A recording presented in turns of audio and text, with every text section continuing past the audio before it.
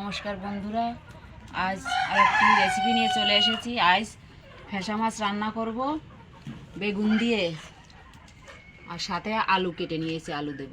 দেখুন এইভাবে আলু কেটে নিয়েছি, এই যে, আর বেগুন এভাবে কেটে নিয়েছি। আর ফুলকপি ভাজা করব। ফুলকপিগুলো এভাবে ছোট ছোট করে কেটে নিয়েছি। কড়াইতে দিয়ে দেব তেল, মাছে দিয়ে দেব লবণ, হলুদ দিয়ে দেবো। মাছটা আমি মেখে নেব ভালো করে। তেলটা গরম হয়ে গেছে, মাছগুলো ভেজে নেব।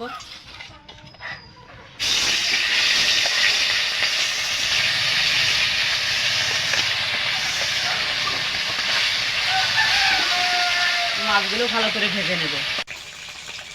মাছগুলো উল্টে পাল্টে ভেজে নিয়েছি, তুলে নেব। হয়ে গেছে, বাকি মাছগুলো ভেজে নেব। আমি উল্টে পাল্টে মাছগুলো সব ভেজে নিয়েছি, হয়ে গেছে, তুলে নেব। তেল রয়েছে একটু, আর একটু তেল দিয়ে দেবো আমি। তেলটা গরম হয়ে গেছে, কপিগুলো দিয়ে দেবো। দিয়ে দেবো হলুদ, দিয়ে দেবো স্বাদ মতো লবণ। এটা আমি নাড়াচাড়া করে ভালো করে ভেজে নেব। আমি নাড়াচাড়া করে ভেজে নেব। এর মধ্যে কাঁচা লঙ্কা দিয়েছি। ফুলকপিটা একটু অনেক সময় ধরে ভাজা করতে হবে, এটা ভাজতে একটু টাইম লাগে। আমি নাড়াচাড়া করে ভালো করে ভেজে নিয়েছি। দেখুন এভাবে পোড়া পোড়া করে ভেজে নিয়েছি। অনেক সময় ধরে ভাজতে হবে। ফুলকপি ভাজা খুব ভালো লাগে, খেয়ে দেখবেন। কড়াইতে দিয়ে দেবো তেল। তেলটা গরম হয়ে গেছে, এই কেটে রাখা আলুগুলো দিয়ে দেবো।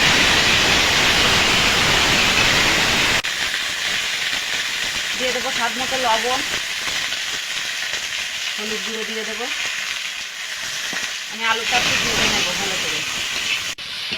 ভালো করে ভেজে নিয়েছি, দিয়ে দেবো পরিমাণ মতো জল দিয়ে দেবো।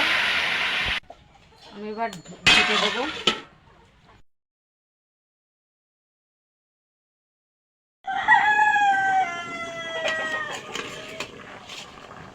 ঝোলটা কমে গেছে, আলুটা একটু জাল করে নিয়েছি। এবার এই বেগুন কেটে রেখেছি, এটা দিয়ে দেবো। নাড়িয়ে দেবো, একটু জাল করে নেব। আমি তরকারিতে এবার মাছগুলো দিয়ে দেবো।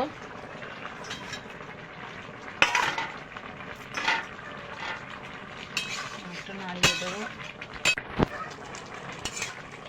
তরকারিটা আমি নামিয়ে নেব।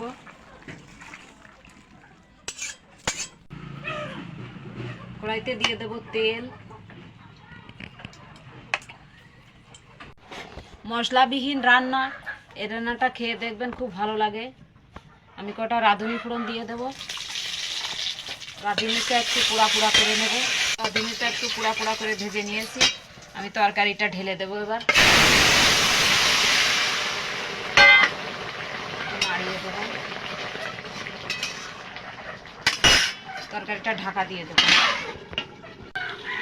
ঢাকনাটা তুলে নেব। আমার তরকারি হয়ে গেছে, নামিয়ে দেবো। বেগুন দিয়ে ফ্যাসা মাছের তরকারি হয়ে গেছে।